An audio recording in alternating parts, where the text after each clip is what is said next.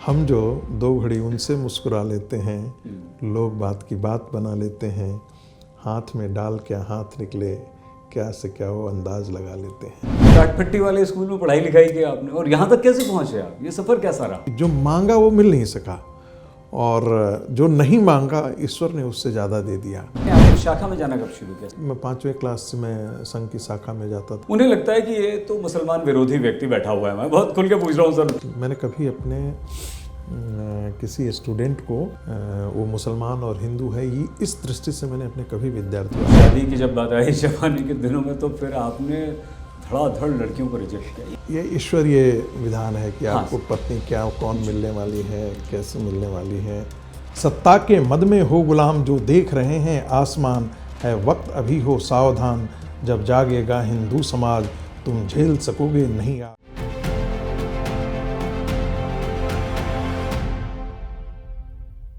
नमस्कार, आप देख रहे हैं आज तक। आपके साथ मैं हूं सईद अंसारी। स्वागत है आपका चुनाव आज तक की हमारी इस श्रृंखला प्रवक्ता में। आज जो व्यक्तित्व हमारे साथ हैं वो जब आप उन्हें देखते हैं तो उनकी छवि बिल्कुल अलग है, लेकिन जब आज आप उन्हें जानेंगे तो आपको लगेगा कि अरे ये क्या, टीवी पे कुछ और दिखते हैं, यहाँ कुछ और हैं। जहाँ वो बेहद ज्ञानी हैं, पढ़े लिखे हैं, डॉक्टर हैं, लेकिन साथ ही साथ प्रेमी हैं, कवि हैं, साहित्यकार हैं और प्रेम रस की अद्भुत कविताएं वो पढ़ते हैं।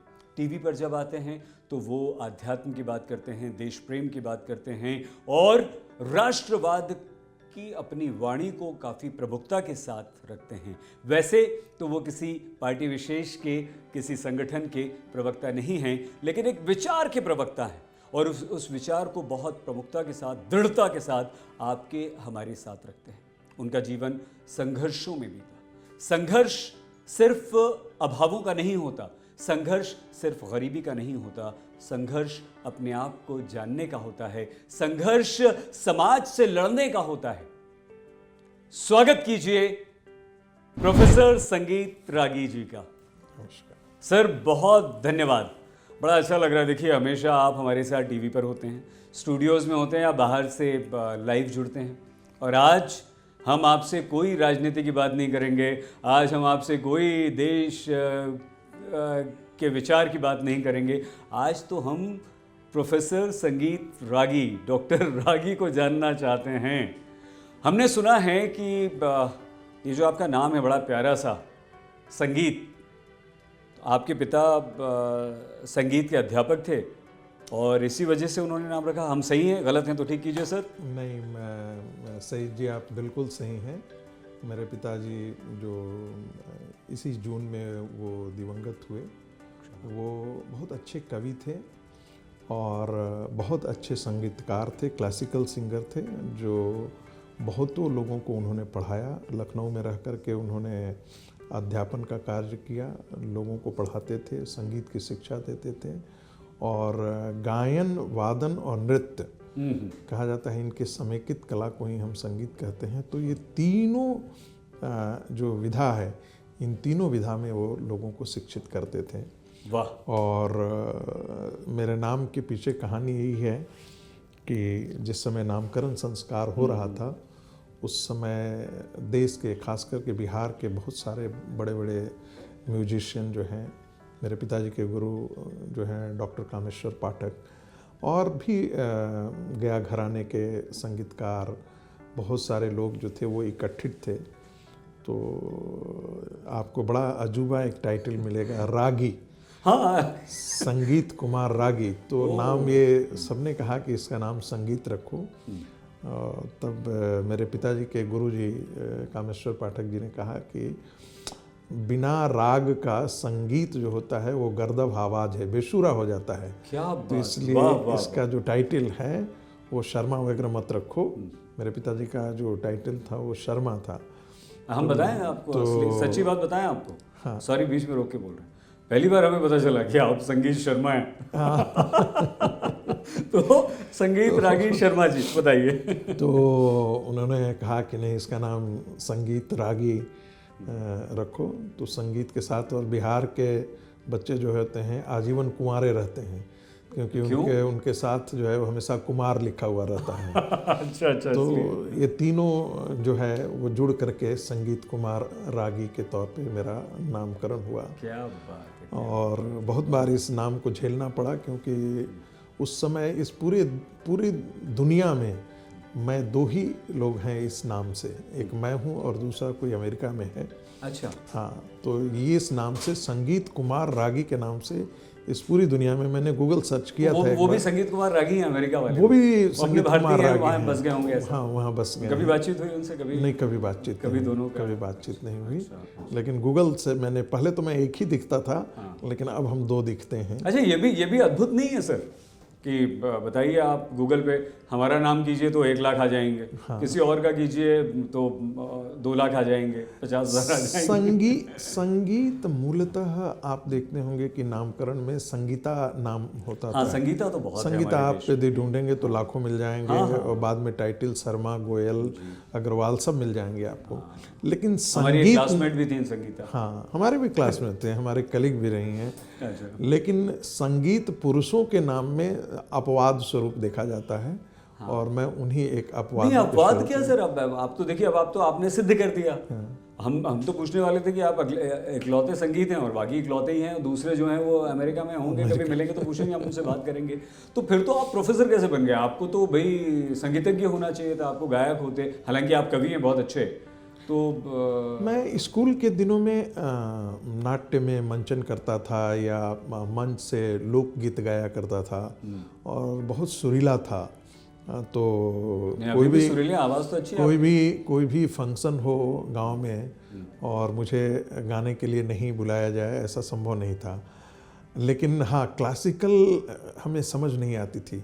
तो कई बार हमारे पिता से तकरार भी हुआ करता था कि क्या जो आप राग अलापते हैं।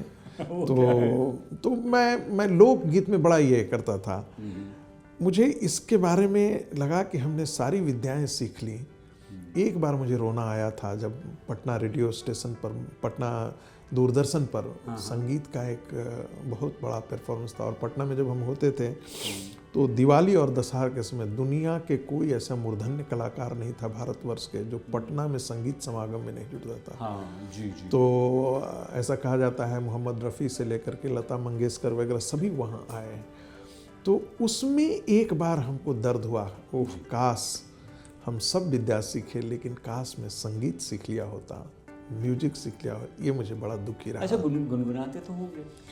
हाँ, गुनगुनाते तो हैं। तो फिर एक काम करते हैं ना, हम आपकी पढ़ाई लिखाई, आपका स्कूल, आपका बचपन सब जानना चाहते हैं। आज सारी बात करेंगे, लेकिन क्योंकि संगीत की बात हो रही है तो आप एक बहुत अच्छे कवि हैं। 200, अगर हम गलत नहीं हैं, फिर से ये पूछ रहे हैं आपसे कि 200 पेजेस की, मतलब 200 कविताओं का आपका संग्रह आने वाला है।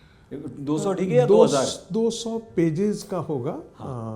मुझे लगता है 150-200 कविताएं होंगी उसमें। हाँ, जिसमें तो अधिकतम प्रेम की ही कविताएं हैं। तो ये प्रेम कहाँ से आया, ये भी पूछेंगे। लेकिन फिलहाल वो क्या खुदा हो गए हो तुम, क्या है वो? बहुत ही खूबसूरत आपकी कविता। हाँ, मतलब उससे शुरू करें सर।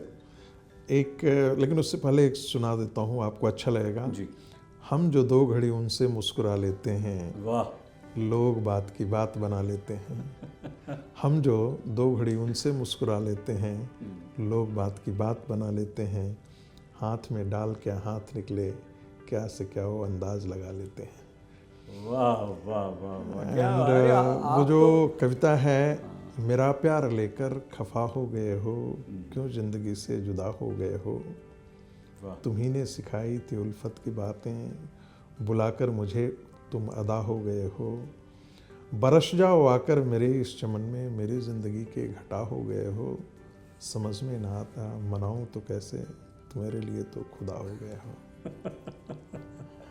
बहुत खूबसूरत, क्या बात है, क्या बात, प्रेम रस भरा पड़ा है। वाह वाह वाह, ये बहुत ही सुंदर है आपकी कविता। और शेर, मतलब गज़ल भी हो सकती है। सपनों की उम्र नहीं होती। हाँ जी, ये भी वाह। ये मेरे विचार, मेरे व्यक्तित्व का ये है कि मैं बहुत अंदर से बाहर से उतना ही संवेदनशील हूँ।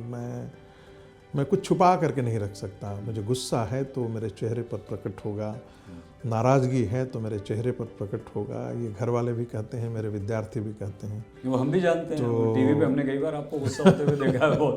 और आज पता है आपके जो फैंस हैं उन्हें बड़ा अच्छा लगेगा कि आप शेर सुना रहे हैं, कविताएं सुना रहे हैं, हंस रहे हैं, मुस्कुरा रहे हैं जी। हाँ, तो मैंने उसमें एक लिखा था, सपनों की उम्र नहीं होती, रिश्तों का गणित नहीं होता, अंदर से कुछ बाहर से कुछ, मुझसे तो यही नहीं होता। वाह वाह। और सईद अंसारी जी मेरी प्रशंसा करें, उससे पहले मैंने अपना भाष्य किया। अच्छा। और ये क्या, मुझमें न जटिल कोई दर्शन है, सीधा हूँ यही आकर्षण है। क्या वाह वाह वाह वाह वाह, बहुत खूबसूरत। मुझमें न कोई जटिल, मुझमें न जटिल कोई दर्शन है, सीधा हूँ यही आकर्षण है। वाह वाह, नहीं आप आकर्षित करते हैं। मैं तुम्हें कैसे भुला दूँ, एक टूटता एक बनता, क्रम यही दिन रात चलता, स्वप्न का सौंदर्य अपना, नींद को कैसे जगा दूँ, मैं तुम्हें कैसे भुला दूँ।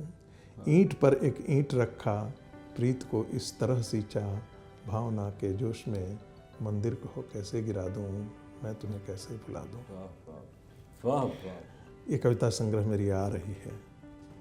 ये आ रहा है ना, उसमें 200 पेजेस का कम से कम 150 से अधिक कविताएं हैं। हम इंतज़ार करेंगे सर बहुत जल्दी, और जैसे ही वो मिलता है फिर से आप हमारे साहित्य आज तक पर तो आते ही हैं, लेकिन हम फिर से आपको लेंगे। ये बताइए कि पॉलिटिकल साइंस के professor, head of the department, Delhi university, और ये कवि मन, बच्चे जानते हैं सब या नहीं? बच्चे जानते नहीं थे, लेकिन साहित्य आज तक ने मुझे बच्चों को साहित्य आज तक ने परिचित करा दिया। वाह, आज के बच्चे जो होते हैं, नहीं, इसमें कोई दो राय नहीं है कि साहित्य आज तक पर बच्चों ने जब मेरी कविताएं सुनी, क्योंकि साहित्य आज तक ने रिकॉर्ड किया था बहुत सारी मेरी 15-16 कविताओं, हमने भी वही सुनी सब आपकी। और जब बच्चों ने ये किया तो कोई भी फंक्शन होता है तो ज़रूर बच्चे कहते हैं कि सर आप एक कविता सुना दीजिए। तो बच्चे करीब करीब अब जानते हैं कि सर इस विधा में भी थोड़ी बहुत हाथ चलाते हैं। मैं उसे मुक्तक के तौर पर यूज़ करता हूँ। कहीं भी जाता हूँ तो रास्ते में, गाड़ी में बैठे बैठे कोई मन में सवाल आ गया तो मैं वहीं पर लिख डालता हूँ। आप लिखने पढ़ने वाले व्यक्ति हैं, प्रोफेसर हैं, आपने आधा दर्जन किताबें लिख डाली हैं, आपके बड़े शोध पत्र हैं, राम मंदिर पर आप काम कर रहे हैं, हम सब बात करेंगे, लेकिन बचपन से शुरू करते हैं संगीत सर। बचपन ये कि टाट पट्टी वाले स्कूल में पढ़ाई लिखाई की आपने, और यहाँ तक कैसे पहुँचे आप, ये सफ़र कैसा रहा? कई बार लगता है कि मैंने कुछ नहीं किया, ईश्वर, मुझे ऐसा लगता है कि सब चीज़ उसके कंप्यूटर में जो है ना, सब कुछ फीड किया हुआ है। आप चलते नहीं हैं, आप बस एक किरदार हैं। आपको ये बहुत बड़ा घमंड होता है कि आप करते हैं। वो अष्टावक्र महागीता में वो राजा जनक से अष्टावक्र कहते हैं, राजा तुम अपने आप को राजा मानना बंद कर दो, सुखी हो जाओगे।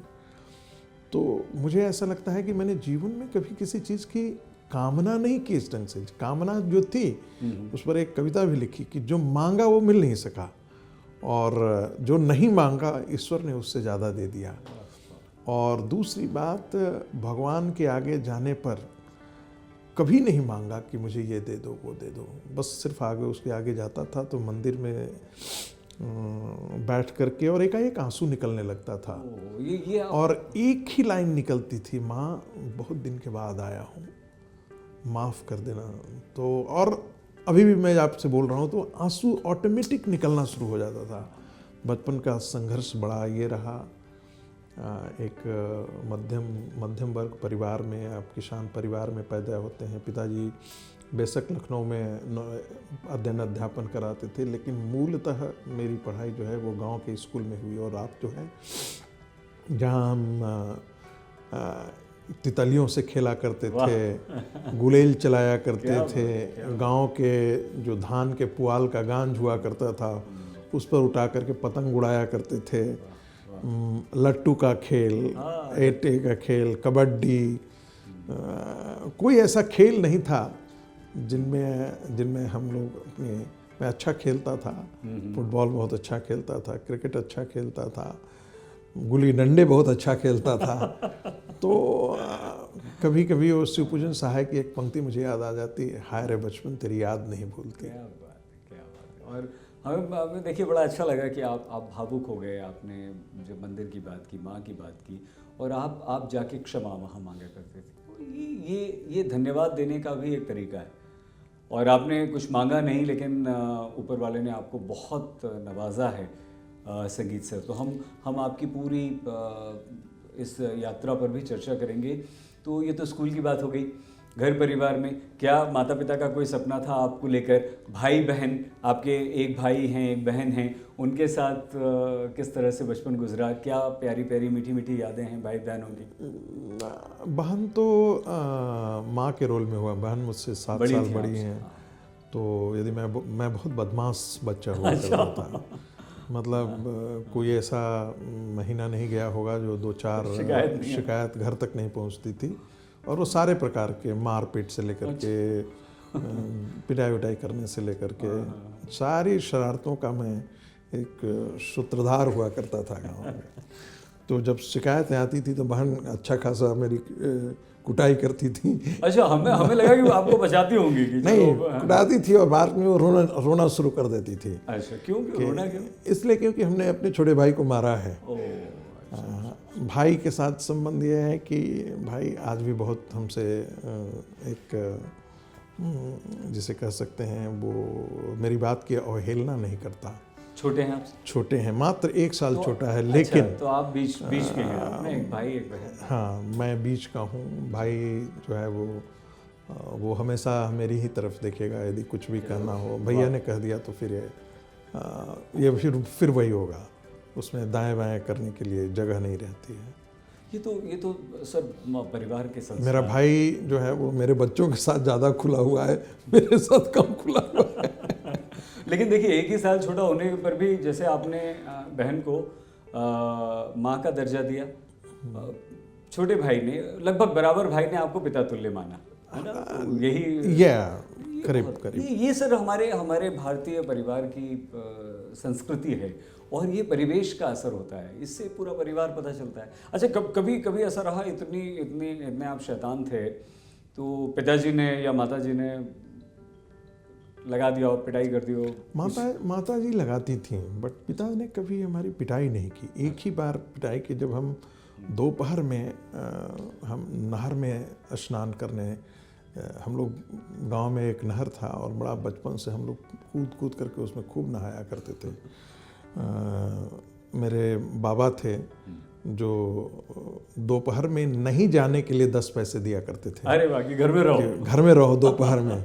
लेकिन हम फिर भी वो पैसे लेते थे, लेकिन उसके बावजूद भी जब देखते थे बाबा सो गए हैं तो निकल गए। और फिर आम माने बड़े बड़े पेड़ पर चढ़ जाना, डालें तोड़ डालना, फिर वहाँ से आम तोड़ करके लाना, ये सब बचपन की जितनी शरारतें थी।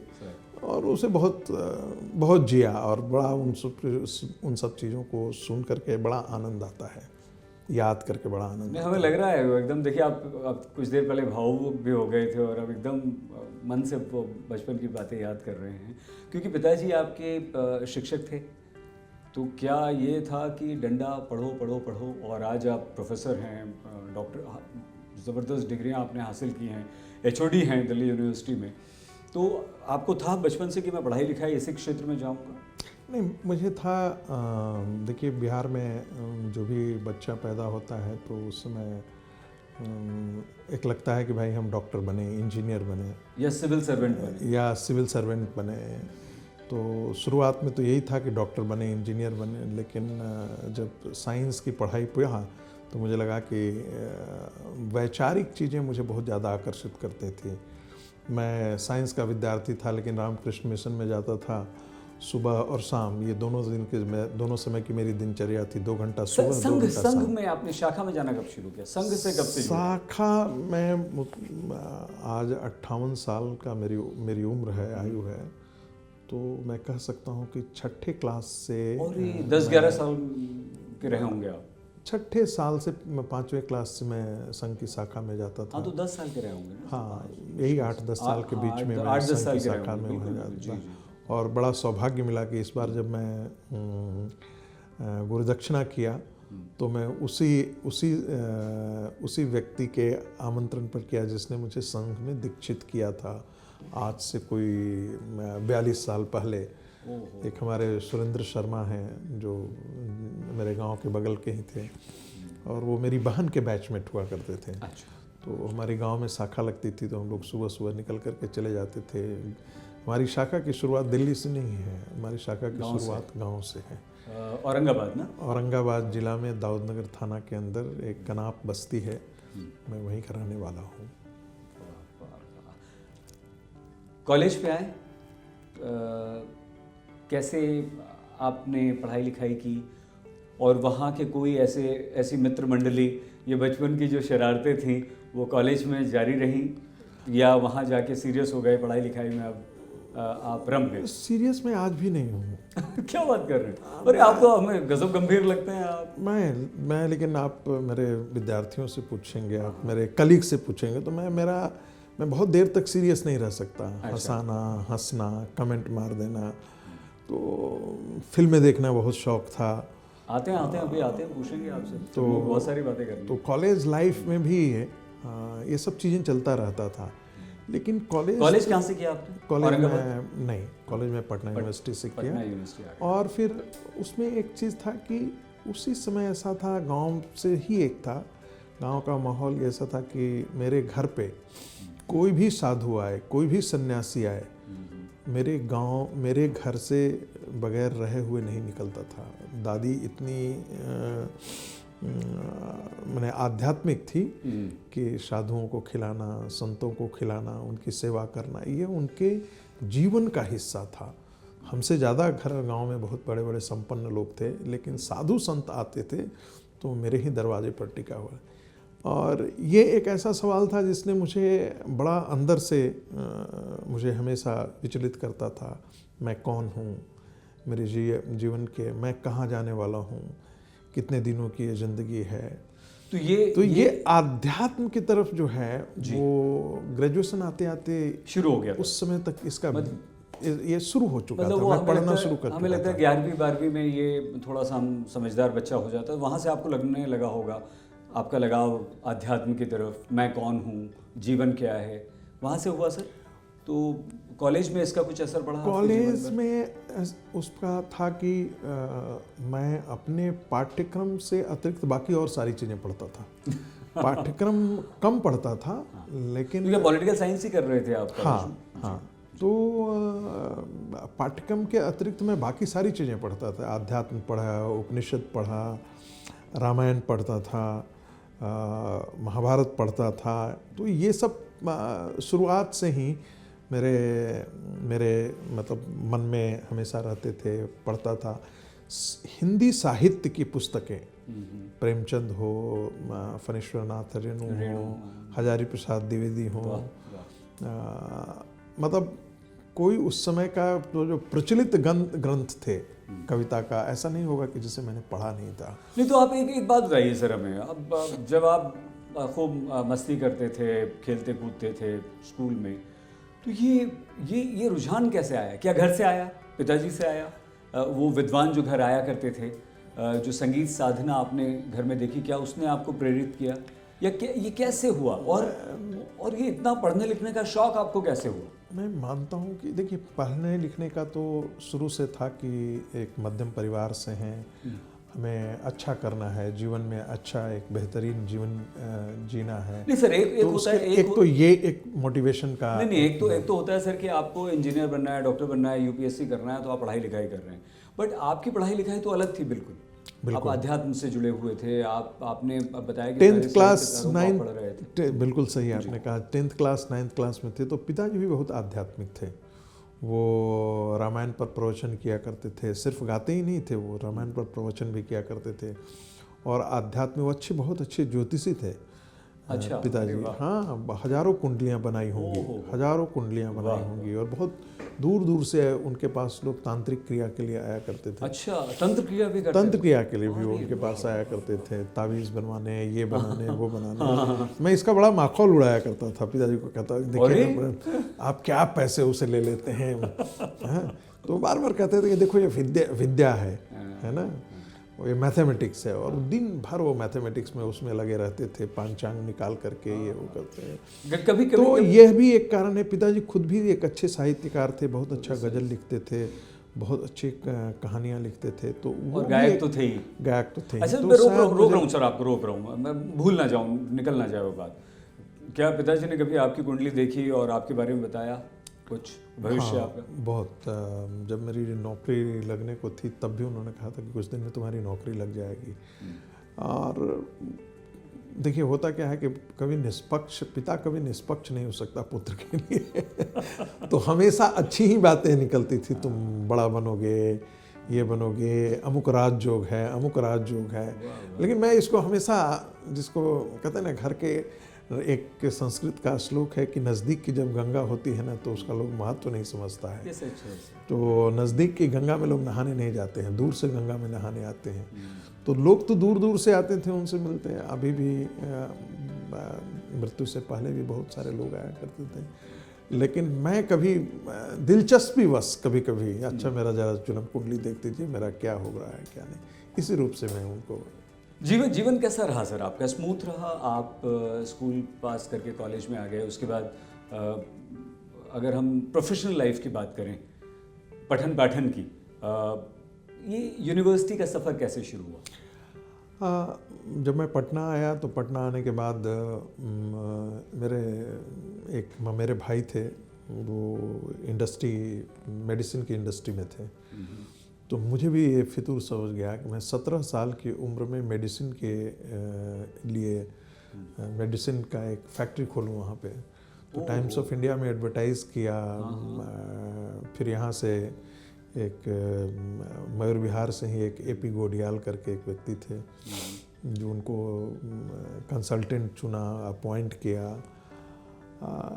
लेकिन मुझे ये राह अच्छी नहीं लगी, और बहुत कुछ नुकसान उठा करके, बहुत सारे संपत्ति बेच करके नुकसान उठाने के बाद भी मुझे ये लगा कि ये रास्ता मेरे लिए ठीक नहीं है, और मैं दिल्ली आ गया। दिल्ली आने के बाद मैं सीधा बनवासी कल्याण आश्रम में रह करके पढ़ने लगा। दिल्ली के ही मलकागंज में जो बनवासी कल्याण आश्रम का अपना कार्यालय था, वहीं पर मैं रह करके पढ़ने लगा।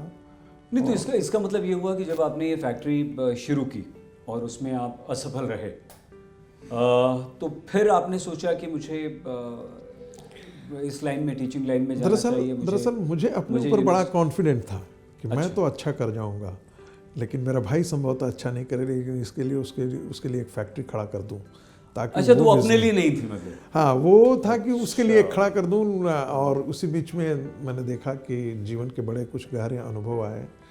ये रिश्ते नाते, जब तक आप जीवन में आप खुद मजबूत हैं तो सब आपके साथ खड़े होते हैं। सर मैं सॉरी, ये बात आपने ऐसी रिश्ते नातों की कर दी जहाँ हर भारतीय, हम तो भारतीयों की इसलिए बात करेंगे कि अपने लोगों के बीच रहते हैं, वो बड़ा कई बार दुखी होता है, कई बार विचलित होता है, और कई बार बड़ी प्रसन्नता उसे मिलती है कि सब लोगों का साथ मिला, घर परिवार का, तो देखो आज मैं यहाँ।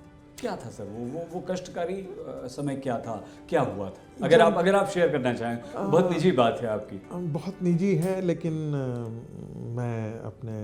जब मैं ये फैक्ट्री करने के लिए गया तो हमको एक मेरे रिश्तेदार ने कहा था कि मैं भी तुम्हें सहायता करूँगा।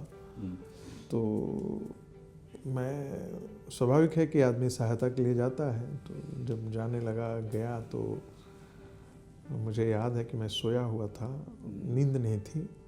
तो उनको अपने घर में कहते हुए सुना कि मेरे पिताजी का नाम लेकर के, उनका बेटा भी लगता है उन्हीं के जैसा फक्कड़ निकलेगा।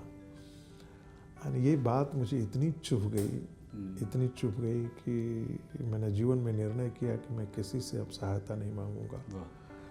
एंड आज भी वो मेरा वसूल है। यदि मेरे पास 200 रुपये हैं तो मैं 150 रुपये खर्च करूंगा, लेकिन मैं किसी के आगे अपने, जिसको कहते हैं कि अपने से ज़्यादा करने की, दिखाने की कोशिश मेरी कभी नहीं रहती है। जो मैं हूँ वो मैं हूँ। आपके आचार व्यवहार, पहनावे में वो चीज़ें झलकती हैं, और ये आप प्रेरणा भी यहाँ पर देते हैं हमें, आपके विद्यार्थियों को, हमारे जैसे लोगों को, कि जितनी है उतनी चादर आप फैलाइए। लेकिन जब आप यूनिवर्सिटी में आए, कैसे आना हुआ, और यहाँ तो आप ज़बरदस्त आपको सफलता मिली, सक्सेसफुल आप हैं, आज आप HOD हैं, आपके बहुत सारे बच्चे आपके अंडर में रिसर्च कर रहे हैं। और इसी से याद आया, मैं अगला सवाल पूछूं, भूल ना जाऊं इसलिए पूछ लेता हूं कि आमतौर पर जब आप टीवी पर अपना पक्ष रखते हैं किसी विचारधारा को लेकर, या संघ में हम खुल के बोलते हैं कि संघ की विचारधारा को आप रखते हैं और संघ का ज़बरदस्त पुरजोर आप पक्ष रखते हुए उसकी वकालत करते हैं, तो हमारे देश के ही हमारे भाई लोग, हमारे साथी लोग, हमारे देशवासी जो मुस्लिम समुदाय से आते हैं, उन्हें लगता है कि ये तो मुसलमान विरोधी व्यक्ति बैठा हुआ है। मैं बहुत खुल के पूछ रहा हूँ सर, क्षमा कीजिएगा इस बात पर। तो ये होता है, आपके साथ भी होता है कि लोग आपसे नहीं मिलते होंगे बोले? नहीं, मेरा अनुभव बड़ा अजीब रहा है कि मैंने कभी अपने किसी स्टूडेंट को इस रूप में देखा ही नहीं। वो मुसलमान और हिंदू है, ये इस दृष्टि से मैंने अपने कभी विद्यार्थियों, आप शायद आपको लगेगा कि ये सिर्फ कहने के लिए कह रहे हैं, बट जीवन की सच्चाई है। अभी एक लड़की मेरे साथ, मुस्लिम लड़की, PhD कर रही है। सो हमने उसे कभी देखा नहीं था क्लास में। अच्छा। और उसको हाईएस्ट मार्क्स आ गया इंटरनल में, बिना क्लासेस किए? बिना क्लासेस में। तो अभी जब वो PhD कर रही थी, कहा कि I was the girls who got the highest marks sir. अच्छा। She is from Assam. और अभी भी वो मुस्लिम लड़की। और मैं नहीं जानता था, वो भारतीय युवा जनता मोर्चा से दिल्ली प्रदेश की इकाई के साथ कार्य कर रही है, पदाधिकारी है। मैं बिल्कुल ही नहीं जानता था। भारतीय जनता युवा मोर्चा? हाँ, भारतीय युवा जनता मोर्चा के साथ वो अभी भी जुड़ी हुई है। अच्छा। लेकिन उसने हमें कहा कि सर आपके समय हमको हाईएस्ट मार्क्स मिला था उस समय। और अभी भी बहुत सारे ऐसे विद्यार्थी हैं जो मुस्लिम हैं, जिनका मैंने दिल्ली यूनिवर्सिटी में अपॉइंटमेंट पे समय I played a crucial role. उनके साथ कभी इस ढंग का विभेद नहीं किया। मेरे साथ वो PhD कर रहे हैं। एक बार एक वाक़या है कि अब तो चले गए देहलवी साहब, जो दिवंगत हो गए, आपको ध्यान में होगा।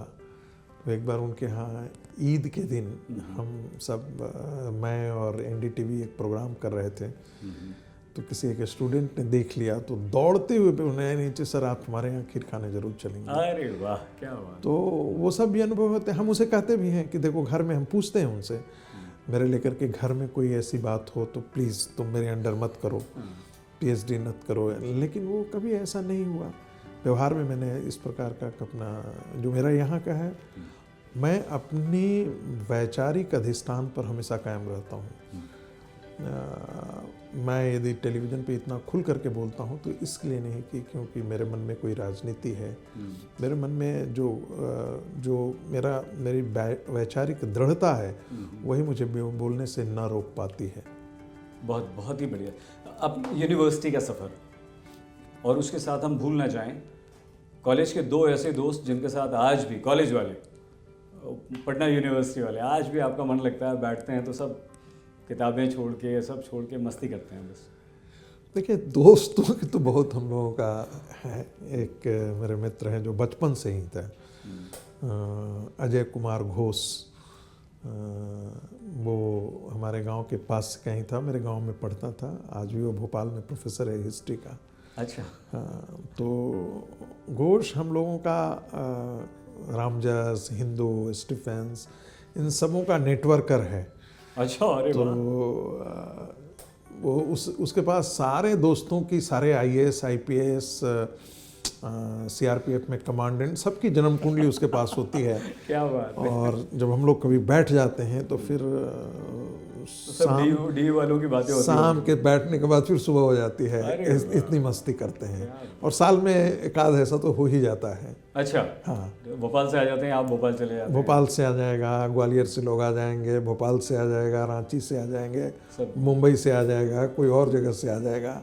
और फिर कोई एक जगह बैठ करके हम लोग अपना खाना पीना मस्ती करते हैं। आप जब टीवी पे आते हैं लगभग हर दिन और विभिन्न चैनलों पर, आपके जो साथी प्रोफेसर्स हैं, साथ काम करने वाले शिक्षक हैं, उनका रिएक्शन क्या रहता है? कभी इसकी ओर ध्यान नहीं दिया। कुछ तो बात करते होंगे ना कि आपके विचार यहाँ आज आपने आज तक पर बहुत बढ़िया किया, बहुत बढ़िया बातें कही, या आज मज़ा नहीं आया? मैं टेलीविज़न की चर्चा उनसे बिल्कुल नहीं करता। वो तो करते होंगे ना सर? वो भी नहीं करते अरे हैं। क्यों? कभी कभी इसको तो फुर्सत नहीं है। हाँ। कुछ तो मतलब उनका रिएक्शन वही हम जानना चाहते हैं। कई बार आपको अच्छा भी टीवी पे देखकर उन्हें कैसा लगता है? उन्हें आपको क्या महसूस होता है? आप तो चाय रहते हैं, आप तो हर रोज हर चैनल पे बड़े रहते हैं, शाम हुई नहीं कि आप कुछ को अच्छा भी लगता है, कुछ को ईर्ष्या बोध भी होती है। ये स्वाभाविक है, मनुष्य का ये स्वभाव है। मनुष्य अपनी असफलता से ज़्यादा दूसरों की सफलता से दुखी होता है। तो ये दोनों बातें होती हैं। कुछ लोग हैं जो बहुत खुश भी होते हैं, कुछ लोगों के मन में ईर्ष्या भी होती है, लेकिन वो स्वाभाविक है कि आपके सामने वो प्रकट नहीं करेंगे। ये भी है। विद्यार्थियों का रिएक्शन क्या होता है? विद्यार्थी लोग खुश रहते हैं। खुश है वो तो उन्हें देखिए, उनका तो गर्व है हमारे टीचर आ रहे हैं। कई बार विद्यार्थी के माता पिता वो सब आ जाते हैं मेरे पास। ये फर्क है सर। देखिए ये अपने प्रोफेशनल साथियों और ये अपने विद्यार्थियों में फर्क है। तो वो आपको मज़ा आता होगा, वो आपकी तारीफ करते हैं। हाँ, आता है कई बार तो। लेकिन इस मामला में एक इमेज ऐसा है कि बहुत स्ट्रिक्ट हैं, डांट देते हैं। कल 2 दिन पहले की बात है कि एक लड़की आई। मैं सर 1.5 साल से सोच रही थी कि आपसे बात करूं। जब भी आने के लिए सोचती थी तो लोग कह देता था, CR कह देती थी कि मत जाओ। और उसमें था कि अब बहुत अच्छा पढ़ाते हैं। अब ये ऐसी चीज़ें होती हैं जो आप भी झेप जाते हैं। नहीं CR को डांटिएगा आपके, ये क्या बात हुई यार? नहीं ऐसा नहीं होता है। मेरे सामने कोई मेरी प्रशंसा करता है तो मुझे जैसे संकोच होता है, बहुत संकोच होता है। मैं तो तुरंत उसको रोक देता हूँ। आपको धन्यवाद बोलना चाहिए, उसमें क्या है? तो अच्छा है, आप अच्छे वक्ता हैं, ज्ञानी हैं, पारिसिस का बहुत दृढ़ता के साथ आप पक्ष रखते हैं। ये तो बड़ी बात है सर, क्यों नहीं? और आपने खुद कहा कि कुछ भी हो जाए, अगर मैं बोलता हूँ तो उस पर अडिग रहता हूँ और बढ़िया बोलता हूँ। अब हम आपकी साहित्यिक यात्रा पर और कुछ निजी प्रश्न आपसे पूछेंगे, लेकिन क्योंकि 22 जनवरी राम मंदिर आंदोलन और आपकी एक बहुत प्यारी कविता है, उसमें तो पहले वो कविता सुना दीजिए हमें आप, है ना? तो कविता से अपन शुरू करते हैं और उसके बाद फिर आपकी फिल्मों पे बात करेंगे, टीवी देखते हैं कि नहीं देखते। कविता के लिए तो मुझे वो देखना पड़ेगा। वो ये कविता उन दिनों लिखी थी जब राम मंदिर आंदोलन का चल रहा था और मैं यहीं झंडेवाला में जो ऑफिस है वहीं पर जो है वो अब तो नया बन रहा है खैर। हाँ, लेकिन झंडेवाला ऑफिस के बगल में मंदिर था जहाँ पर झंडेवाला मंदिर है, वहाँ पर अतिथियों के लिए एक होता था, वहीं पर मैं रहता था। तो उसी समय मैं चूँकि उसमें राम मंदिर मूवमेंट शुरू से जुड़ा रहा, तो उसी पर और कांग्रेस रोड़े पर रोड़े करा रही थी। शहाबुद्दीन का लॉन्ग मार्च, शॉर्ट मार्च, सब घोषणाएं चल रही थी। तब वो मैंने एक कविता लिखी थी, हो जाने दो यह महाप्रलय, किसकी बाजू में दम कितना, जग को भी न रह जाए संशय। यह महासमर हित राष्ट्रमान, पौरुष का देना है प्रमाण, देखो रह जाए न ऋण बाकी, है कसम तुम्हें इस मिट्टी की, लो उठो खड़ग तज संशय भय। तुम्हारे पुत्र सुरवीर संतान, भारत अखंड तो पुण्य धाम, कह दो जग को यह राम राष्ट्र, बाबर का होगा नई गान, रहना होगा हो राममय। उसी समय जो कश्मीरी पंडित थे वो भी निर्वासित हुए। अच्छा, तभी ये वही समय था जब वहाँ से निकाले जा रहे थे। अपने घर में निर्वासित हो, जीते हो तुम धिक्कार तुम्हें, तुम देखतीत वैभव का अपना, है कौन करता लाचार तुम्हें, उठो संगठित हो ज्योतिर्मय। कब तक खामोश रहोगे तुम, कब तक अन्याय सहोगे तुम, पांजन्य तुम्हें फूंकना होगा। पांजन्य हमारा संघ का मुखपत्र भी था और भगवान श्री कृष्ण का। पांजन्य तुम्हें फूंकना होगा, अविकल्प तुम्हें उठना होगा, गीता सुनने का नई समय, हो जाने दो अब महाप्रलय। फिर कांग्रेस के लिए आता हूँ। सत्ता के मद में हो गुलाम, सत्ता के मद में हो गुलाम, जो देख रहे हैं आसमान, है वक्त अभी हो सावधान, जब जागेगा हिंदू समाज, तुम झेल सकोगे नहीं आग। हर कण इसका प्रलयंकर है, हर कण इसका प्रलयंकर है, हर कोई विष्णु है शंकर है। यह सुर असुर का रण होगा, यह सुर असुर का रण होगा, यह सत्य सत्य का खम होगा। कोई न तटस्थ रहेगा जब तब, कोई न तटस्थ रहेगा तब, केशव का चक्र चलेगा तब। यानी राष्ट्रीय स्वयंसेवक संघ का चक्र, केशव, केशव कुंज। कोई न तटस्थ रहेगा तब, केशव का चक्र चलेगा जब, जय पुनः धर्म की है निश्चय, हो जाने दो, अब वहाँ पढ़ें। वाह। मैं राम मंदिर मूवमेंट के साथ उसी समय से जुड़ा हुआ था। उसमें रामशंकर अग्निहोत्री जी जो है वो पूरा मीडिया देख रहे थे, तो मैं डेली करीब करीब पंत मार्ग पर जो संवाद केंद्र हुआ करता था वहाँ पर जाना, थोड़ा व्यवस्था में सहयोग करना, इस प्रकार की चीज़ें थी। कभी मन किया आपका कि राजनेता बना जाए, चुनाव लड़ा जाए? आज तक नहीं किया। क्यों? आप मेरा यही लगता है कि मेरी 20 साल मैक्सिमम 30 साल आयु है। इस धरती पर मेरा जीवन इतना ही है। मैं कोई अमृत लेकर के आया नहीं हूँ। मैं नेता बन करके भी क्या कर लूँगा, राजनेता बन के भी क्या, जो भी कर रहा हूँ ईश्वर जो कुछ हमसे करा दे। मैं ये नहीं कहूँगा मुझे पार्टी ये कर दे, संगठन ये कर दे, मैं ये नहीं कहता। मैं कहता हूँ ईश्वर जो कुछ भी मेरे लिए विधान तय करेगा, मैं बस उस रास्ते पर चलूँगा, वही मेरा रास्ता होगा। वही जो कुछ भी हूँ सब उसी का दिया हुआ है। संगीत जी, ये जो विश्वास है ना आपका ईश्वर पर, ये इसी को कहते हैं ईमान की ताकत, शक्ति, वो आपके पास है और ये यही आपको औरों से अलग भी बनाती।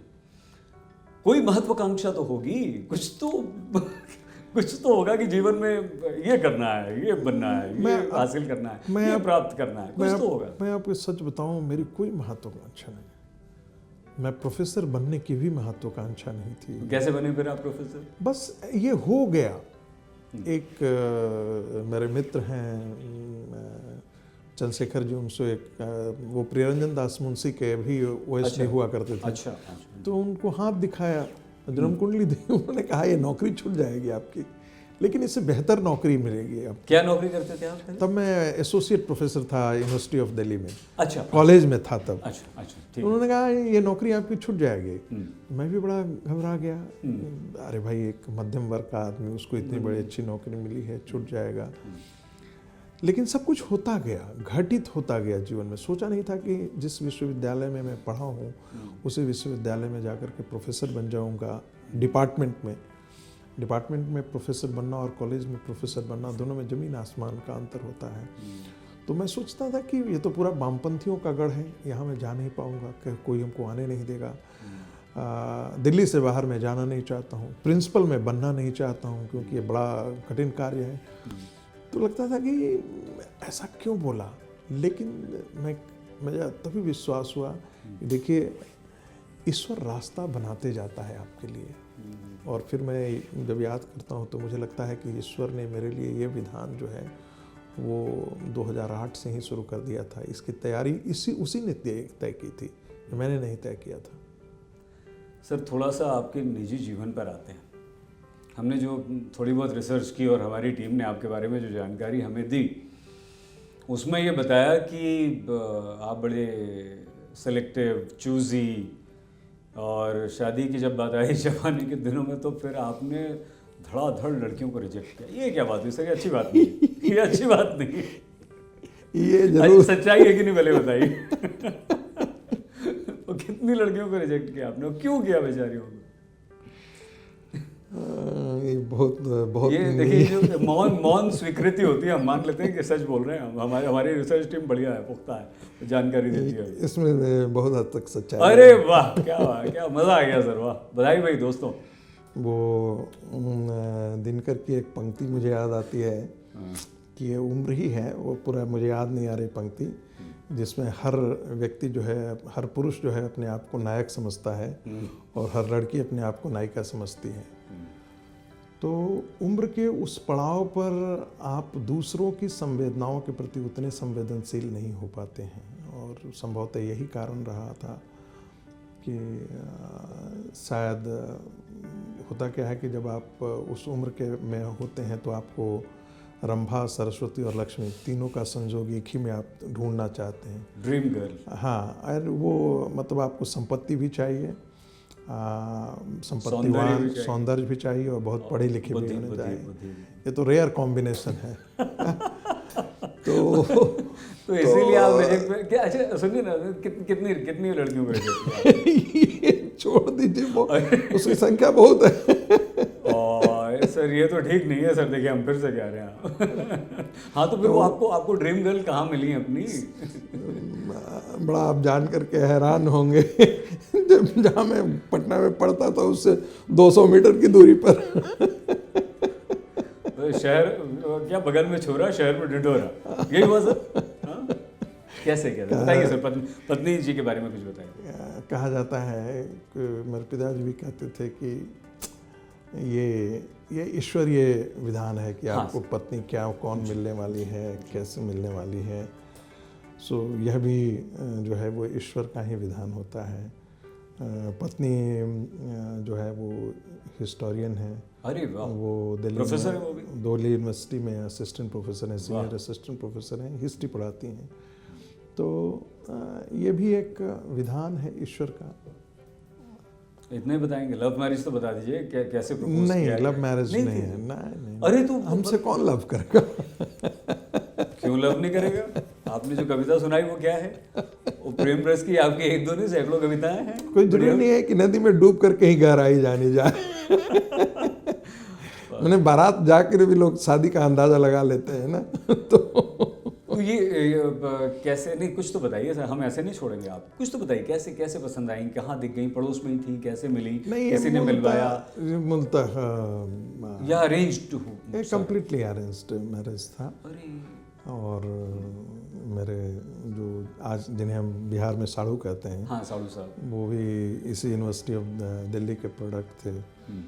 तो उन्होंने मुझे अप्रोच किया। अप्रोच करने के बाद जो बाकी की आगे वो कहानी हम है। छोड़ेंगे नहीं आपको। देखिए, ये तो हो नहीं सकता था कि आप उनसे मिले ना हो, बात ना की। नहीं, कभी नहीं।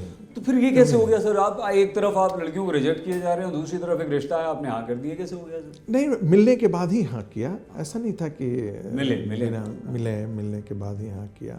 बट उससे पहले एक बड़ा संवेदनशील लेटर प्राप्त हुआ। किसी एक को नहीं शादी करने के बाद उसके पिता ने हमको एक बहुत अच्छी चिट्ठी लिखी। कहा कि बेटा, किसी को देख करके इस ढंग से छोड़ना ठीक नहीं है। तो कई बार जीवन में ऐसे होते हैं। मैंने कहा ना कि उस समय आदमी जीवन का बड़ा एक दूसरे मुकाम पर होता है। लेकिन पता है संगीत सर, आपने बहुत ईमानदारी के साथ इस बात को स्वीकार किया कि हाँ, आपने बहुत सारी लड़कियों को रिजेक्ट किया और आपको पत्र भी एक लड़की के पिता का मिला। ये बड़ी बात है। बच्चे आपके दोनों बड़े आप ही की तरह, आपकी पत्नी की तरह। वो यही होता है ना कि माता पिता पढ़े लिखे हैं तो बच्चों पे, बेचारों पे इतना दबाव आ गया कि आपने कहा खूब पढ़ो लिखो तुम दोनों भी। यही हुआ सर? एक MBA, एक PhD, या आप लोगों का, आपका दबाव था बच्चों पर, दोनों बेटों पर? दबाव तो देखिए, मैं शुरू से इस बात का था कि जो मुझे नहीं मिला वो मेरे पुत्रों को मिले। तो ये हर बाप की इच्छा होती है, मेरी भी ऐसी इच्छा। क्या कर रहे हैं दोनों बच्चे सर? एक दिल्ली स्कूल ऑफ इकोनॉमिक्स में से जो है वो MBA कर रहे हैं, और दूसरा जो है वो PhD एनरोलमेंट की तैयारी। अभी फ़िलहाल वो MCOM करने के बाद जो है वो जो लॉ सेंटर है उससे लॉ कर रहे हैं। वो भी आपकी तरह डॉक्टर हो गए। हमें बड़ा अच्छा लगता है सर। हाँ। हम अगर आप किसी हमारे साथ हैं डॉक्टर संगीत रागी, बड़ा भारी भरकम डॉक्टर, और बड़ा सम्मान होता है, बड़ा आदर होता है उन लोगों के लिए जो PhD करते हैं। बड़ा मुश्किल होता है सर रिसर्च करना, डॉक्टर अपने आगे लिखवाना कमाल है सर। तो दरअसल ये ऐसा है, शौक है ना कि जब आप इसमें डूबते हैं जी। तो हमारे प्रोफेसर हमारे यूनिवर्सिटी में वो कहते थे PhD तभी होगा जब आप उसे गर्लफ्रेंड की तरह हमेशा जाते आते हर समय आप उसे याद करते रहें। यानी रिसर्च से आपका ध्यान भटकना नहीं चाहिए। उसके कहने का मतलब ये था, उनके कहने का मतलब कि आप जब उसमें डूबते हैं तब जाकर के अच्छा चीज़ें आपको निकलने। और वो ऐसे ही होता है जब कोई नई बात निकल करके आती है, तो जैसे माँ अपने बच्चे को जन्म देने के बाद उसको खुशी होती है, तो एक आइडिया जब नया निकल करके आता है तो आपको उतनी ही खुशी होती है। डॉक्टर संगीत रागी का शौक क्या है? खाली समय में क्या करते हैं? एक तो पहली बात तो खाली समय ही मेरे पास नहीं हो पाता, लेकिन मैं फिल्में बहुत देखता हूँ। अरे वाह, यहाँ से जाने के बावजूद भी कई बार ऐसा होता है कि मैं OTT पे या नेटफ्लिक्स पे खुद से लगा करके 2 घंटा फिल्म देख लिया, गुनगुना लिया। इसके अलावा कविता तो शौक है ही, वो तो आप लिखते हैं। इसके अलावा घूमने फिरने का, किचन, अच्छा खाना, खाना बनाना मुझे सबसे ज़्यादा स्ट्रेस बस्टर यही लगता है कि खाना आप बनाते हैं किचन आप? में चले जाएं और नहीं, लेकिन चलिए बनाते हैं आप खाना? हाँ हाँ हफ्ते में कितने दिन? अब तो छूट गया है, पहले तो मैं सप्ताह में 3-4 दिन बना लिया करता था। अरे तो पत्नी तो बड़ी खुश रहती होंगी सर आपसे। पत्नी कभी पति से खुश नहीं रहती है इस मामला में उनको ये इंटरव्यू देखेंगे तो आपका क्या होगा सोचिए। क्या डर नहीं लगता आपको? नहीं डर नहीं लगता? देखिए हमारे एक वाइस चांसलर थे प्रोफेसर दिनेश सिंह, वो अक्सर हाँ कहते जी थे, जी DU के। वो कहते थे कि देखो शादी के बाद जो है ना वो पुरुष बुद्धिहीन हो जाता है और आपको सुखी जीवन का मंत्र ये है कि जो वो कहें वो सब स्वीकार्य है, जो वो कहें वो सबसे अच्छा है। सत्य है, वही सत्य है। नहीं तो अच्छा है, ठीक है, इसीलिए आप हंस रहे हैं, मुस्कुरा रहे हैं और इतना आपकी जो खुशी है। ठीक है सर, तो आप घूमने फिरने का शौक है क्या? बहुत मैं हर साल अंडमान चला जाता हूँ या कहीं घूमने के 10 दिन के लिए, 5 दिन के लिए शिमला घूमने का शौक है, लेकिन काम का दबाव इतना होता है कि आदमी बड़ा, बट फिर भी पत्नी का दबाव होता है, बच्चों का दबाव होता है, और उसमें हम साल में 6-7 दिन तो ऐसा ज़रूर निकाल लेते हैं जब हम इस शहर से बाहर जा कर के पूरे परिवार। अच्छा उसमें भी है कि मैं अकेले नहीं घूमना अच्छा लगता है, जब जाएं तो बच्चों के साथ जाएं ताकि उनसे चुहल करते रहना, हर समय उनको छेड़ते रहना, मजाक करते रहना, तो ये स्वभाव का हिस्सा है, तो मैं अकेला नहीं जाता। नहीं तो हमें तो मज़ा आ गया भैया। आज प्रोफेसर संगीत रागी एक टीवी के वो चेहरे और दिल्ली यूनिवर्सिटी के head of the department professor, उस शिक्षक से अलग हटकर हमें एक पति, पिता, एक प्रेमी, एक यारबाज इंसान से मिलने का मौका मिला। ये बहुत बहुत अच्छी बात है, जिसके लिए आपको बधाई। पिक्चर आप खूब देखते हैं, आपने कहा कि रात को OTT पर आप देखते हैं। फेवरेट हीरोइन कौन है आपकी? वो बहुत कठिन सवाल। नहीं, क्यों कठिन सवाल क्यों है सर? ये तो बड़ा पुराने फिल्मों में वहीदा रहमान, और अभी मौजूदा दौर में जो लड़कियां आजकल आ रही हैं नई नई सारी, हम मदद करें आपकी? देखिए Alia, Katrina, Deepika, they are all good. Alia Bhatt is अद्भुत कलाकार है, उसकी कई फिल्मों को मैंने देखा है। गंगूबाई में बड़ा अच्छा काम किया। देखिए सर, आपने गंगूबाई भी देखा है, अद्भुत कलाकार है, अद्भुत कलाकार। हाँ, मैं उसके अभिनय का कायल हूँ, इसमें कोई दो राय नहीं। फेवरेट हीरो आप? यंग लोग, Ranbir Kapoor again is very good artist, और ये शाहरुख खान मुझे कभी अच्छा नहीं लगे। एंटरटेनमेंट की दृष्टि से सलमान खान मुझे अच्छे लगते हैं कंपेयर टू शाहरुख खान। बिल्कुल ठीक है सर, अपनी अपनी पसंद, बहुत ही अच्छी बात है। पुराना में दिलीप कुमार, देवानंद, मैं पुरानी फिल्में ज़्यादा देखने का शौक है। पुराने में तो फिर वो राजेश खन्ना, अमिताभ बच्चन सब, ओह क्या बात है सर, जितेंद्र, राजेंद्र कुमार। जितेंद्र की फिल्में हम नहीं देख पाते थे, हम लोग मैच गाना पसंद नहीं था आपको? नहीं, मतलब कई बार एक याद है कि हम लोग 12th क्लास में साइंस का पेपर, मैथमेटिक्स का पेपर था अगले दिन, सारे मित्रों ने तय किया हॉस्टल में कि अब तैयारी नहीं करेंगे, सब चल के शाम में फिल्म देखते हैं और सुबह एग्जाम कर देंगे। तोहफा। तो हम लोग जैसे ही गए, अरे तो हम लोग चले गए, जैसे ही पटना में एक अप्सरा हॉल है, तो हम लोग जैसे ही गए देखे कि जितेंद्र की है फिल्म, तो हम लोग वापस आ गए, सारे के सारे चारों। फिर हम लोगों ने टिकट लौटाया, टिकट लगा करके फिर हम लोग फिर वहाँ से भागे, और एक पुरानी फिल्म थी कोहरा। अच्छा। कोहरा हम लोगों ने देखा। नहीं ठीक है सर, बहुत बढ़िया। हमारे साथी हैं बहुत सारे आज तक के, वो भी आपसे कुछ ना कुछ पूछना चाहते हैं, उनके भी आपके लिए बहुत सारे प्रश्न हैं। सर, कविता की किताब के अलावा किसी और प्रोजेक्ट पर काम चल रहा है क्या? अभी वर्तमान में एक श्यामा प्रसाद मुखर्जी जी का 9 वॉल्यूम्स हम निकाल रहे हैं, और वो 3 मूर्ति जो प्रधानमंत्री संग्रहालय और श्यामा प्रसाद मुखर्जी फाउंडेशन दोनों का सम्मिलित प्रोजेक्ट है। मैं उसका कंसल्टेंट के तौर पे काम कर रहा हूँ, और मुझे लगता है कि 1-2 महीने में वो सारे 9 वॉल्यूम्स रेडी हो जाएंगे। सर 2025 में संघ 100 साल का हो रहा है, तो संघ की आगे की कार्य योजना क्या है? संघ की यात्रा जो है 100 साल में आप देखेंगे कि समाज का कोई भी हिस्सा ऐसा नहीं रहा जहां संघ आज के दिन में मौजूद नहीं है।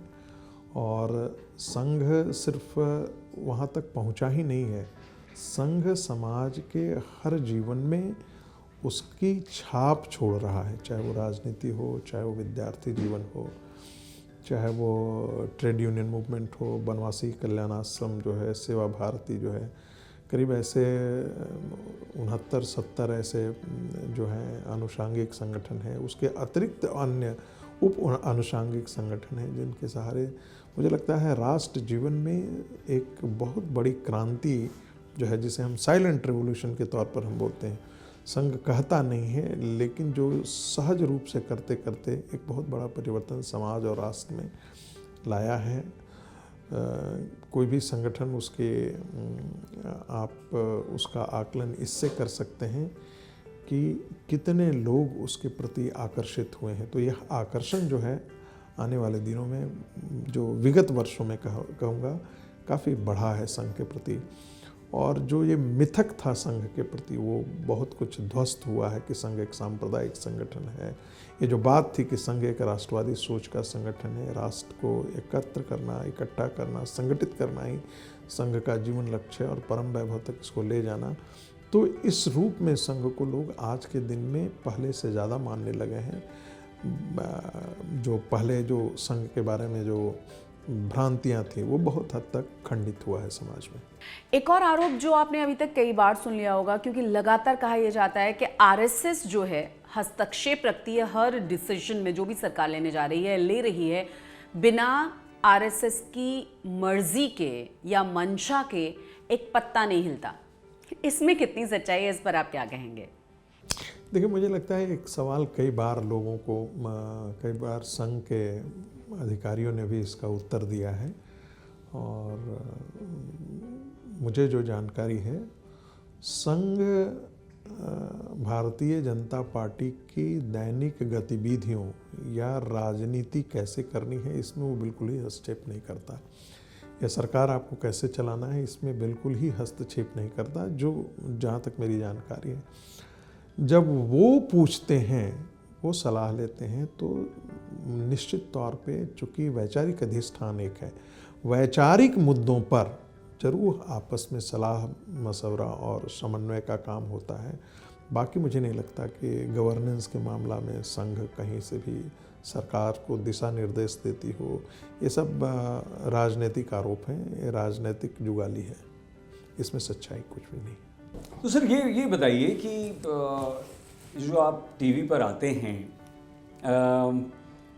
हर रोज़ इतने सारे चैनल्स पर जाते हैं, तो कोई ऐसी संस्था है, संघ, आरएसएस या कोई और, जो आपको इसके लिए पैसे से देती हो, कुछ फीस मिलती हो आपको? कोई नहीं। क्या बात कर रहे हैं? ये मेरी वैचारिक प्रतिबद्धता है, मैं ये काम पैसे के लिए नहीं करता। ठीक। और मैंने कहा तो कि यह भी ईश्वर का विधान ही है कि मैं बहुत संकोची मन का था, तो मैं आता नहीं, बहुत खुलता नहीं जल्दी। खुलता हूँ तो बहुत ज़्यादा ही है। तो टेलीविज़न पर भी आता था, तो एक मेरे मित्र मुन्ने भाई अपने एनडीटीवी से, हमारे यहाँ पुराने साथी हैं हमारे, तो मुन्ने भारती तो वो इंट्रोड्यूस किए। धर्मेंद्र जी थे, वो एबीपी न्यूज़ में। और बहुत पहले मैं पूछता था कि भाई क्या होगा, मुझे एक दिन पहले बताइए टॉपिक। तो एक दिन पहले कौन टॉपिक बताता है आज की दुनिया में? तो मैं कहीं नहीं जा पाता था। मुझे याद है कि एनडीटीवी से आता था, बरखा दत्त का प्रोग्राम होता था, वो पूछते थे, हाँ अच्छा क्या आपका स्टैंड है? मैं कहता था मैं कैसे अभी स्टैंड बता दूं, जैसा लोग बोलेगा उस पर हम प्रतिक्रिया देंगे। बहुत बढ़िया। तो एकाएक ये भी होता गया, लोगों को पसंद आया, लोग से बुलाते गए। आप विभिन्न राजनीतिक दलों के प्रवक्ता के साथ बैठते हैं, राजनीतिक विश्लेषक के तौर पर। आपका पसंदीदा कांग्रेस का प्रवक्ता? फंसा दिया आपको हमने। मैं कहूँगा अभय दुबे अरे वाह। जो भोपाल से जुड़ते हैं, जी जी जी। वो थोड़ा सा आजकल वो आक्रामक ज़्यादा होते हैं, लेकिन बहुत अच्छा बोलते हैं और उनका सुनना अच्छा लगता है। टेलीविज़न की भाषा में आप व्यक्तिगत हमले ना करें और तथ्यों पर रहें तो मुझे लगता है कि बहुत समृद्ध संवाद हो सकता है और बहुत दूर तक लोग इसको देखता है, जानता है। तो वो मुझे मेरे बड़े पसंदीदा अभय दुबे जी। हाँ, अभय दुबे जी। अभय जी जब आएंगे ना हमारे शो पे तो हम भी उनसे एक प्रश्न अवश्य पूछेंगे, देखते हैं आपका नाम लेते हैं कि नहीं लेते। लेकिन पता है बहुत ईमानदारी से आपने ये बात कही, हमें लगा आप टाल देंगे। नहीं, मैं तो अब एक बात और ईमानदारी से एक उत्तर और दीजिए। बिल्कुल। कांग्रेस का कौन सा प्रवक्ता जो आपको बिल्कुल अच्छा नहीं लगता? यहाँ फंस गए ना सर आप। आपसे ये सवाल कर रहा हूँ। नहीं, हमसे नहीं, हमारा शो है। आप सबसे ज्यादा सबसे ज्यादा नहीं सर, नहीं, आप शाब्दिक आतंकवाद जिसके शब्दों में हो। आप बताइए कांग्रेस का वो प्रवक्ता जो शाब्दिक आतंकवाद करता हो आपको पसंद नहीं है? मुझे हर कोई वो अच्छा नहीं लगता जो व्यक्तिगत टिप्पणी करे किसी के बारे में। ये बिल्कुल सही बात है, बिल्कुल कोई कह दे आपको, आप कैसे प्रोफेसर हैं, कैसे पढ़ाते हैं, तो जैसे मैं कह दूं आप कैसे पत्रकार हैं, कैसे आप करते हैं, तो वो लगता है कि आपकी शायद आप तथ्यों के आधार पर तर्क करें, आपके पास तथ्य हो, तर्क हो। मैं नहीं कहता कि मुझसे ऐसी गलतियां नहीं हुई होंगी, बट मैं पहला प्रहार नहीं करता, इसका मैं जरूर ध्यान रखता हूँ। नहीं सर, ये आप बहुत बहुत अच्छी बात कर रहे हैं और ये होना नहीं, किसी को, हम लोगों को भी, एंकर्स को भी, और जो देखने वाले हमारे दर्शक हैं उन्हें भी अच्छा नहीं लगता। कमेंट्स आते हैं ना सर, लोग हमें फ़ोन भी करते हैं, बताते हैं कि ठीक नहीं लगता। एक नाम नहीं लेंगे आप, कोई बात नहीं। बीजेपी का आपका फेवरेट, आपको पसंद है ऐसा प्रवक्ता? आप लगता है कि आप हमको संकोच में ही डाल देंगे। हम ये चक गए, अरे कहीं तो भाई आप नहीं, आप तो खटाखट जवाब दे गए, सब जगह निकल गए। दो लोगों को मैं हाँ दीजिए, एक बजाय दो बता सकते हैं। सुधांशु त्रिवेदी एंड निश्चित तौर पर संबित पात्रा। ठीक है। जहाँ पर जिसको कहते हैं, जहाँ तक ज्ञान की बात हो उसमें सुधांशु जी मुझे बहुत अच्छे लगते हैं। संबित बहुत ही वीटी हैं, आप उनको परास्त नहीं कर सकते हैं। ये बात तो बिल्कुल ठीक है। सारे प्रवक्ता अच्छे हैं भारतीय जनता पार्टी के। जैसे होता है ना, इस मामला में भारतीय जनता पार्टी बहुत धनी है, उसके बहुत अच्छे प्रवक्ता हैं, हिंदी हो या अंग्रेजी हो। भाटिया जी हैं, फिर मुंबई से जो हैं प्रेम शुक्ला जी। तो भारतीय जनता पार्टी के पास सब प्रकार के हैं, डिपेंड करता है ना कि सामने वाला कुश्ती पहलवान में कौन है। नहीं, लेकिन आपकी सबसे अच्छी बात लगी कि आपने कांग्रेस में दंड से नाम लिया। अभय जी का बहुत अच्छी बात है। हाँ, कांग्रेस अच्छा लगता है। कांग्रेस में आपका पसंदीदा नेता या जो आपको अच्छा लगता हो, यहाँ फिर से फंसा दिया हमने। अब आप बुरी तरह से फंसे। अब हम जानते हैं, बिल्कुल नाम नहीं लेंगे आप। आज के दौर में यदि आप मुझसे कहें तो कोई नहीं। देखा, हमने कहा था ना आप नाम नहीं लेंगे सर। नहीं, मैं सच बोलता हूँ। अच्छा, पुराने ज़माने को, पुराने में वसंत साठे हुआ करते थे, महाराष्ट्र से जी। कई ऐसे थे पुराने में, लेकिन आज के दौर में ये बड़ा मुश्किल हो गया है जो वो उस ढंग का, मतलब। ठीक है सर, बहुत अच्छी बात है। ईमानदारी से आपने कहा कि भाई मुझे कोई पसंद नहीं, कोई उस योग्य नहीं लगता। बीजेपी में नरेंद्र मोदी प्रधानमंत्री, गृह मंत्री अमित शाह को छोड़कर आपका पसंदीदा नेता?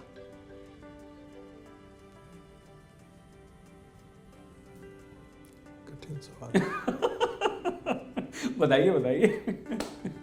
मैं जितने भी टेक्नोक्रेट्स हैं उन सबको लाइक करता हूँ। कोई एक ऐसा नहीं है पर प्रायोरिटी और प्रेफरेंस, जो चाहे वो अश्विनी वैष्णव हो या जो भी हो, मैं उनको टेक्नोक्रेट मानता हूँ। नेता कम उनको मानता हूँ भारतीय जनता पार्टी के, क्योंकि वो बेसिकली डिलीवर करने वाले लोग हैं, जो परफॉर्मेंस दे रहे हैं, वे सारे लोग हमें पसंद हैं। हाँ। ऐसा कौन सा देश जहाँ आप चाहते हैं कि आप खूब घूमते हैं बच्चों के साथ, ये रह गया यार, यहाँ जाना चाहिए? मैं आज तक अमेरिका नहीं गया हूँ, क्या बात कर रहे हैं? और उसका कारण मैं बताता हूँ। लंबी फ्लाइट, मुझे फ्लाइट में बहुत 8 देर घंटे, तक 10 बैठना घंटे, जो है ना 14 बड़ा घंटे। बोरिंग लगता है। ऑस्ट्रेलिया गया। अरे तो आप पिक्चर देखिए ना सर, OTT पे देखते हुए जाइए, मूवी देखते हुए जाइए। हाँ वो है, मुझे ऑस्ट्रेलिया 3 बार गया, तो एक बार बिजनेस क्लास से जाने का सुख मिला, तो लेकिन वो तभी हो सकता है ना जब भारत सरकार का पैसा हो या किसी और का पैसा हो। अरे सर, आप अपने पैसे से बिजनेस क्लास में तो नहीं जा सकते। तो इतनी लंबी यात्रा जो है वो बिजनेस क्लास में तो ठीक लगती है, लेकिन 18 घंटे और 17 घंटे जो है, तो कई बार 1-2 बार ऐसा हुआ कि आप आए यहाँ पे, और तो मैं ऑनलाइन ही कर लिया, लेक्चर दे दिया यहाँ से। लेकिन फिर एक बहुत मेरी पुस्तक आई थी, RSS and Gandhi the idea of India, ये बड़ा चर्चा का विषय था। तो अमेरिका में भी लोगों ने बोला इस पर बात करें, तो मैंने कहा मैं आ करके तो नहीं बात करूँगा, यहीं से करूँगा। ऑनलाइन जुड़ जाएंगे। अच्छा, हम समाप्ति की तरफ हैं सर। आप जैसे बहुत सारे लोग हैं जो विचारक हैं, जो राजनीतिक विश्लेषक हैं, प्रवक्ता हैं, उन्हें राज्यसभा भेज दिया जाता है, उन्हें विभिन्न राजनीतिक दल टिकट दे देते हैं, लोकसभा लड़िए। आपको अवसर मिले तो लड़ेंगे सर आप, या राज्यसभा जाएंगे आप, सांसद बनेंगे? देखिए मेरे कोई देश में दिलचस्पी नहीं, अब मैं बोल दिया, सच मान बोल लीजिए रहा हूँ। बीजेपी ने कहा कि आइए साहब आप तो सदन में हमारा पक्ष रखिएगा, बैठिए हमारे देखिए अब मैं नेता तो हूँ नहीं जो कहूँ कि जो भी हमको मिल जाएगा हम स्वीकार कर लेंगे। साथ। आपकी इच्छा है कि नहीं? अगर आपको ऐसा अवसर मिले मैंने तो इसीलिए कहा मेरी कोई इच्छा नहीं है। मिले तो आप स्वीकार करेंगे कि नहीं? मैं हर फिक्र को धुएं में उड़ाता चला गया जो मैंने कहा ना कि मुझे बस इतना ही लगता है, 20 साल आयु है इस धरती पर, और तो आप रहना खूब है। पढ़ेंगे, लिखेंगे, किताबें लिखेंगे, लोगों हाँ, को, मुझे- बच्चों को रिसर्च मैं करवाएंगे, यदि नहीं अच्छे लिखता हूँ, संस्कार मैं देंगे। काम नहीं करता हूँ, तो मुझे उसी में टेंशन होता है, ठीक। उसी में परेशानी होती अब आपने अपनी प्रेम रस की कविताएं तो बहुत सुना दी, सब कुछ कर दिया, लेकिन अब वही संगीत और गाने का शौक है। कोई गाना सुनाइए ना बढ़िया सा, प्रेम रस का होना चाहिए, मजा आ जाए, मतलब रोमांटिक सॉन्ग। है। बड़ा कठिन काम है, कठिन क्यों है? मैं बाथरूम सिंगर हूँ। अरे तो आज यहाँ सुनाइए बिल्कुल। मुझको अपने गले लगा ले ऐ मेरे हमराही, मुझको अपने गले लगा ले ऐ मेरे हमराही, कैसे बतलाऊं कि मुझको तुमसे कितना प्यार है, मुझको अपने प्यार भरे दो शर्मीले नैन, जिनसे मिला मेरे दिल को चैन, कोई जाने ना क्यों मुझको तड़पाए, क्यों मुझको तरसाए, प्यार भरे दो शर्मीले नैन। वाह वाह वाह वाह। एक बात बताएं हम आपको, संगीत सर, आज ये जैसे ही एपिसोड देखेंगे ना, आपके फैंस, आपके चाहने वाले और हमारे बहुत सारे दोस्त, तो खूब सारी हमें शाबाशी और तारीफ मिलने वाली है। गाना गवा दिया आपसे हमने। हमें सईद अंसारी को छोड़कर विभिन्न चैनल नहीं, सिर्फ आज तक का आपका फेवरेट एंकर फिर बसे आप सबके साथ बैठते हैं, एक नाम लीजिए। और ये बताना पड़ेगा सर, यहाँ 2 नाम नहीं, सिर्फ एक।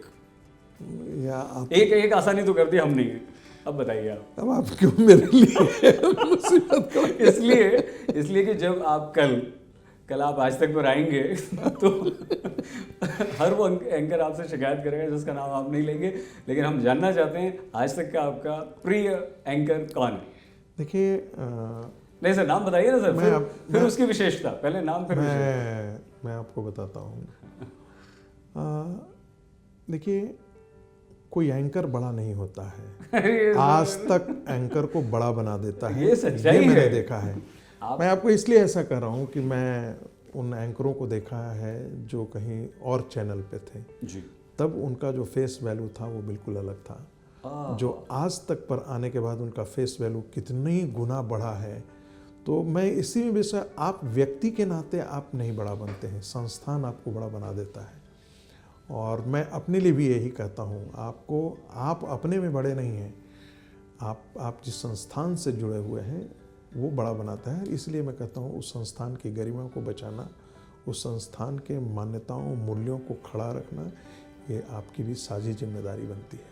कोई ऐसी चीज़ संगीत रागी जी सर जो हम पूछना भूल गए? हमने प्रयास किया सब कुछ, पूरा बचपन से लेके अभी तक सब पूछ लिया, कुछ ऐसा छूट गया हो तो आप बता दीजिए प्लीज़, वरना आपके जो फैंस हैं, आपके चाहने वाले हैं, बोलेंगे लो ये क्या बात हुई है? नहीं, सबसे करीब महत्वपूर्ण बात तो पूछी ही नहीं आपने सारा टटोल ही लिया, नीचे से ऊपर तक सारा आपने मेरे बचपन से लेकर के यहाँ तक की यात्रा जो है, मैं अपने जीवन से, कोई ऐसे कहता है कि संतुष्ट हो तो मैं असंतुष्ट नहीं हूँ।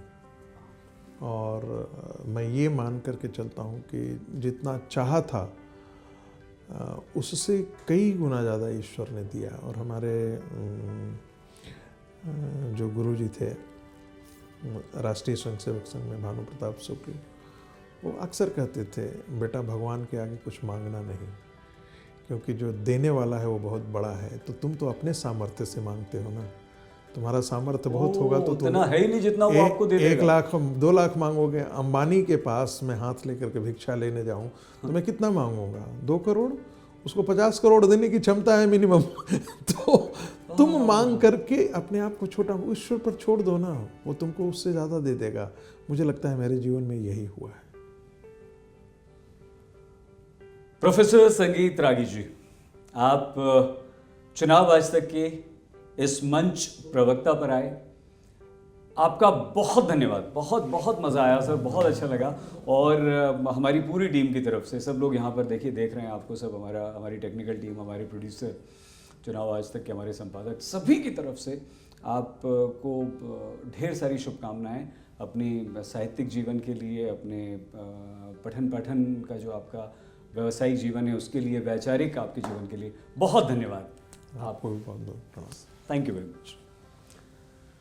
प्रवक्ता की अगली कड़ी में हम एक और राजनीतिक दल के प्रवक्ता के साथ होंगे और उनके पूरे जीवन से आपका परिचय कराएंगे। आप प्लीज़ अपना बहुत ख्याल रखिएगा। देखते रहिए चुनाव आज तक, बने रहिए आज तक के साथ।